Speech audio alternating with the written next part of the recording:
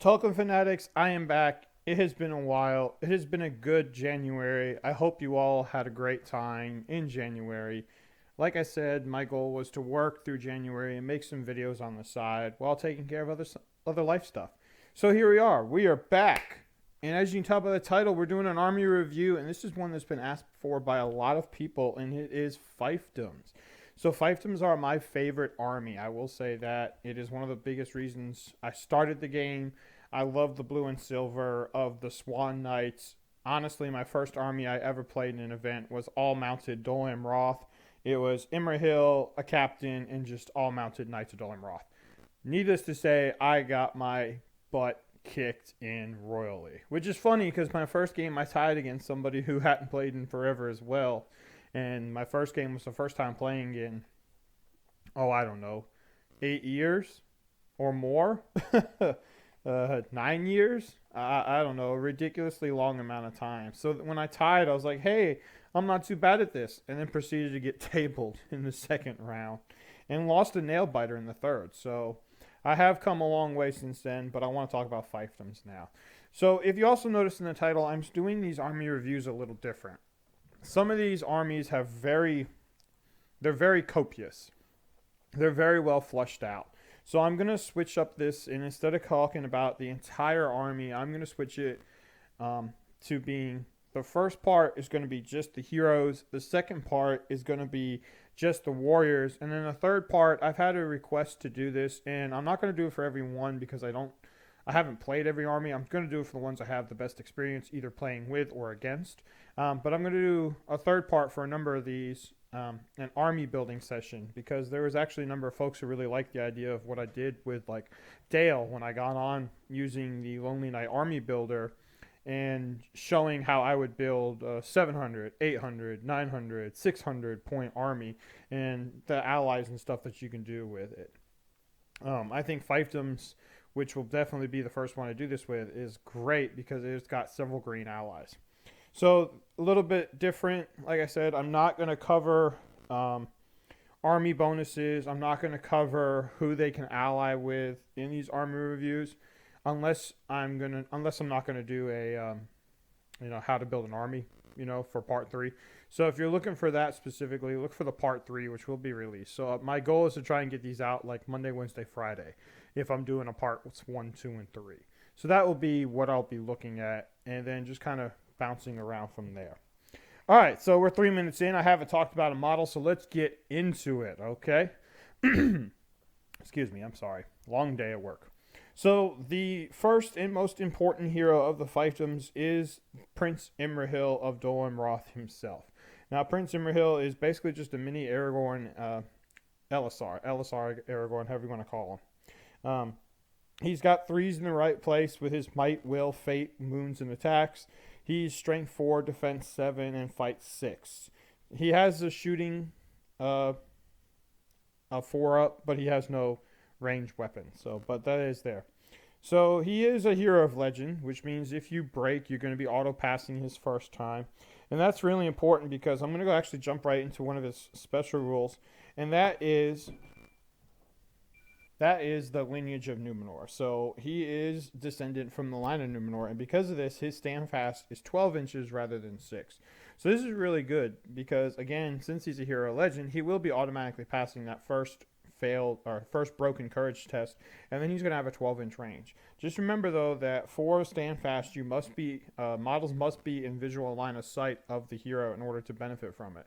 So if the hero is prone, it's really going to hurt your ability to maximize this 12-inch Standfast. But that's really big, not only being auto pass courage check first time, but also being 12-inch range for keeping your troops around. So the other thing I didn't mention is he is courage 6 and fight 6 too, so a couple 6s there. So he's got a high courage as well, and with those 3 points of will, he's not likely to run anyway. And there's another hero in this list who we'll talk about next that actually helps him stick around. So war gear wise, he has heavy armor, sword, and shield. You can upgrade him with an armor horse and lance, which is of course how you're going to do it, because why would you not take Prince Imrahil on his armored horse with lance? Strength 4, get that +1 to wound bonus. You're going to be wounding defense 7 and defense 8 models on 5s, which is really good, especially with shield wall with Iron Hills being a huge thing, and just like Iron Hills in general being defense 7 even when they're prone. And then there's some other things like Guard of the Fountain Corner defense 7 as well. There's some other stuff too that's got that high defense, but that's really good. Those defense 6 squishy heroes are definitely gulping when they see Imrahil coming at them to ride them down because he's wounding them on 4s. So yeah, he likes defense 6 guys. Heroic actions, he's got a good amount of them for your army. Now, of course, he's going to have the mandatory 3, heroic movement, heroic shoot, heroic combat, but he also has heroic resolve, heroic strike, heroic strength, and heroic defense. So I can see, I haven't used it, but heroic strength is something that I can definitely see being very, very useful for him.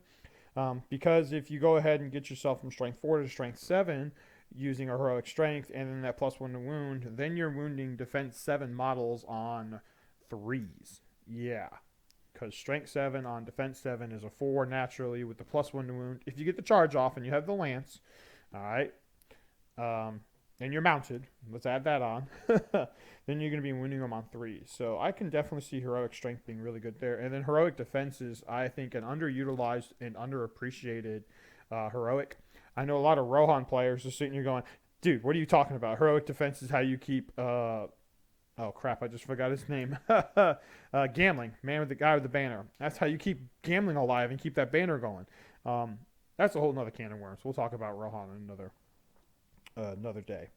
But he's definitely, going back to Prince Imrahil, got what you want where you want it. His other special rule is it's actually got a asterisk, and it's Dol Amroth for Gondor.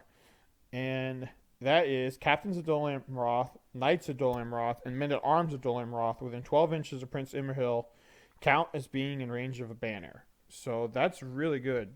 In those 3 models, captain is obviously a hero, so having your hero be able to benefit from it, that's great. And then knights of Dol Amroth and men-at-arms of Dol Amroth, those are the 2 main Dol Amroth warriors, obviously. And being able to get a 12-inch banner without having to pay for it, that's a pretty dang good bonus. I mean, a banner is 25 points, so just take that out of Prince Imrahil's pointage. Yeah, it's specifically for those guys, but that's a lot right there. So he is definitely a must-take, I think. Well, I don't think, I know, when you're taking the fiefdoms.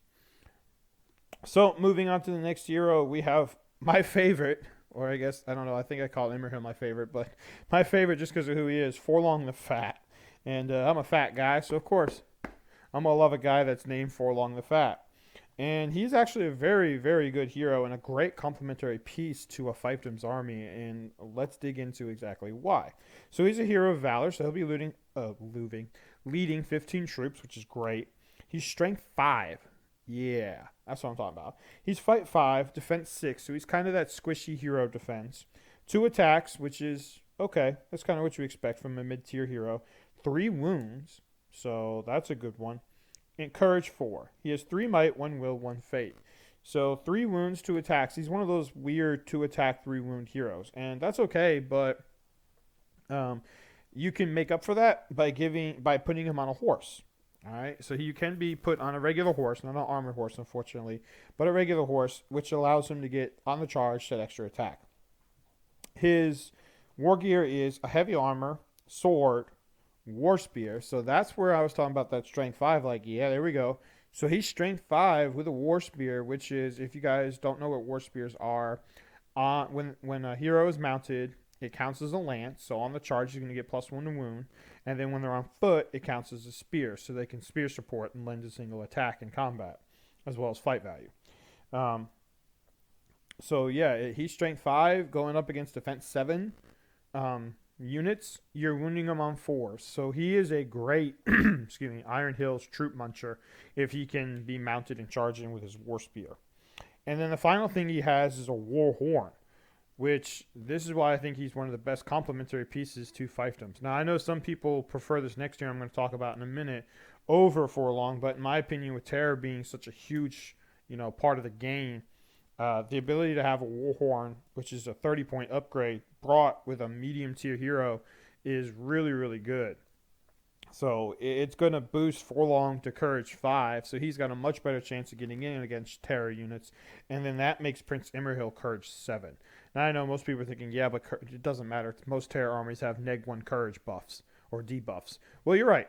But being able to just cancel that out with a Warhorn is a lot better than taking your base 6 Courage Imrahil or base 4 Courage Forlong and dropping them down 1. So that to me is really huge, and I think a lot of people honestly forget that he has the Warhorn. So yeah, and then he has one special rule, and that is the Lord of Lasarnak, and that is, again, this is another one with a little quote mark. What is that? Asterisk. There we go. And that is Axeman of Lasarnak within 6 inches of Forlong the Fat. Must. This is important though. Must, because sometimes you don't want to wound things, but it does say you must do this, so you have to. Must reroll results of a 1 when rolling to wound during the fight phase. So basically, you get fainting for free. Nothing wrong with that at all. You know, fainting is really good to have, and having that with the Axeman of Sarnak, you know, that's great. So moving on, this is the next hero I was talking about that people kind of debate which one to take first in complement to Imrahil, and that is Angbor the Fearless. Good Lord, I can't speak today. So he is a hero of valor as well. Fight value 5. Oh, I didn't talk about Forlong's heroic options. I'm sorry. His only heroic action outside of the base 3 is strength. All right, there we go.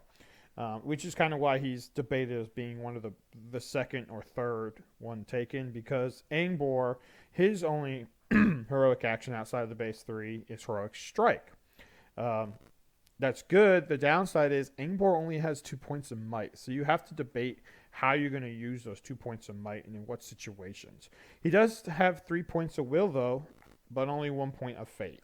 So he is fight 5, strength 4, defense 5, 2 attack, 2 wound, courage 5.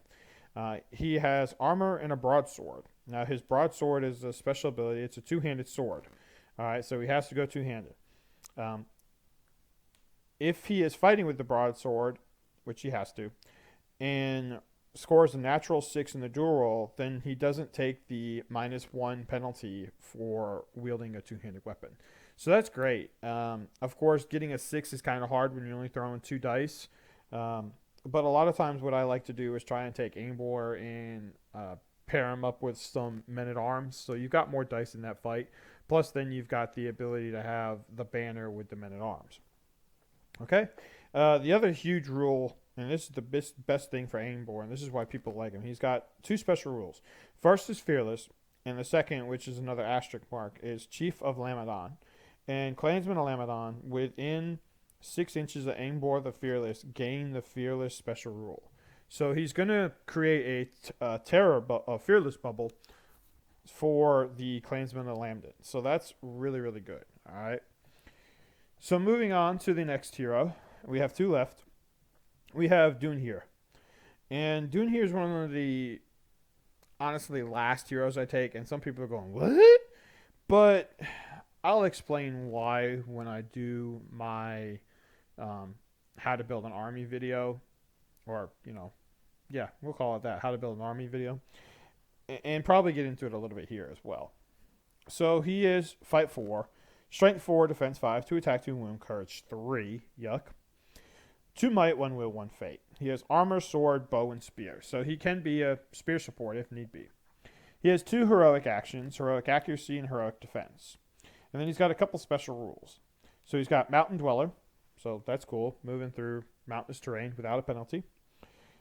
Which makes sense because the Blackroot Vale is in the shadow of the, the Pass of Dunharrow. So moving on. Go for the Eyes is his next one. And that is when shooting, Dunhir can reroll fail to wound. Yeah. When shooting, Dunhir can reroll fail to wound rolls. Actually, I did not realize that. Damn, that's actually really good. Additionally, when shooting at a monster model wounds caused by Dunhir shooting attacks cause D3 wounds rather than 1. I never honestly realized that first part, that he gets to reroll failed to wound rolls. I have been playing him wrong this entire time. I feel like a dumbass. So maybe I might have to think about taking him a little bit more, because that's actually a really good one. Now, of course, the downside to that, he is a strength 2 bow. So anything defense 5 or defense 6, they don't really care. You got a hard chance of wounding. But that's still a good bonus. And then his last special rule is another asterisk one, and that is Lord of the Blackroot Vale. And Blackroot Vale archers within 6 inches of Dunhir that do not move during the move phase may reroll 1s to hit during the shoot phase. So usually what you see happen here is a heroic shoot to shoot first, and then you get to reroll 1s to hit if you're within 6 inches with the Blackroot Vale archers. Just drew a blank there. So moving on, the last hero that we are coming to is the Captain of Dol Amroth. And he is a pretty tanky hero for just a base captain model. He's a hero of fortitude. Dunhir and Ingbor were valor, by the way, sorry. He is fight 5, the captain. Strength 4, defense 7, 2 attack, 2 wound, courage 4. So he's kind of just a mini Imrahil. 1 attack less, 1 wound less, 1 fight value less, 2 courage points less, and then a lot less might will fate, because he's got the basic 2-1-1 when it comes to those 3. He does have heavy armor, sword, and shield, and then you can upgrade him just like Imrahil with armored horse and lance, which I think you do, because getting him upgraded on the charge, he's got 3 attacks, and then he's doing the +1 to wound with strength 4, so a lot of times I like to run the 2 of them together. His only heroic action is, of course, Heroic March, and then he has his special rule, which is Pride of Dol Amroth.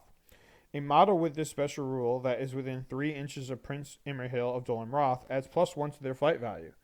That's huge. So basically, if you can keep him near Prince Imrahil, which is what I just said, I like to do that, you have a fight 6 hero. That's an elven hero. That's an elven captain.